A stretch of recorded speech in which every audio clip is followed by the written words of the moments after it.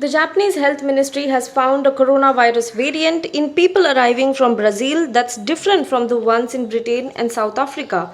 The variant was found in airport test on a man in his 40s, a woman in her 30s, and two teens, the ministry said on Sunday.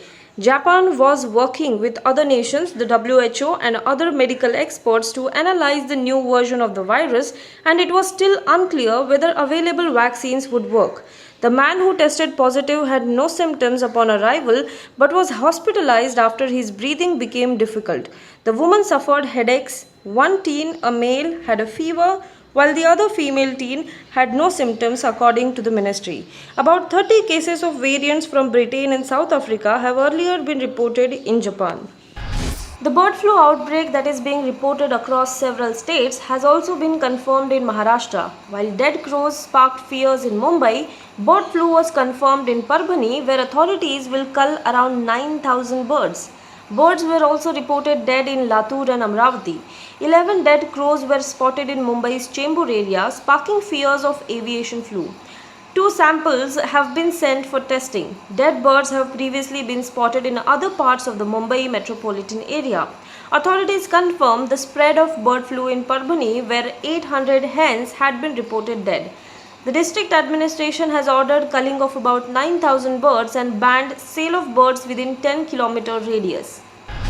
A day before Chief Minister's interaction with Prime Minister Narendra Modi, several states on Sunday said they have made all necessary preparations for the first phase of nationwide rollout of COVID-19 vaccine from January 16. This includes identification of vaccination sites and registration of healthcare and other frontline workers. PM Modi will speak to chief ministers of all the states through video conferencing to discuss the COVID-19 situation and the vaccination rollout.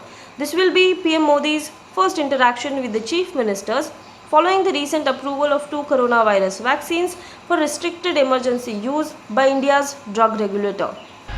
After multiple rounds of negotiations between the centre and the agitating farmers bore no results, a Supreme Court bench led by Chief Justice of India S.A. Bobde will hear key petitions around the farmers' agitation on Monday.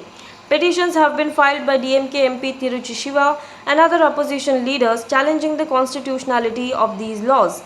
There are other PILs that seek removal of protesting farmers, citing law and order situation and inconvenience to people living in Delhi NCR region. The question before the Supreme Court is not just that of the pure legality of the three contentious laws.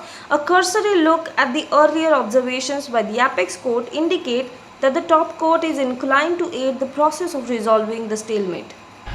US House Speaker Nancy Pelosi said on Sunday that she would push ahead with efforts to remove President Donald Trump from office during the final days of his administration after his supporters' violent attack on the Capitol Hill. Pelosi, the top Democrat in Congress, said that there would be a resolution in the House of Representatives on Monday calling for the cabinet to remove Donald Trump as unfit for office under the Constitution's 25th Amendment. Now be the first to know about the latest updates on our new news app. Go on your Android or iOS, search for HW News Network. Download our app, choose the language you prefer to get updates in, and be up to date with the latest news.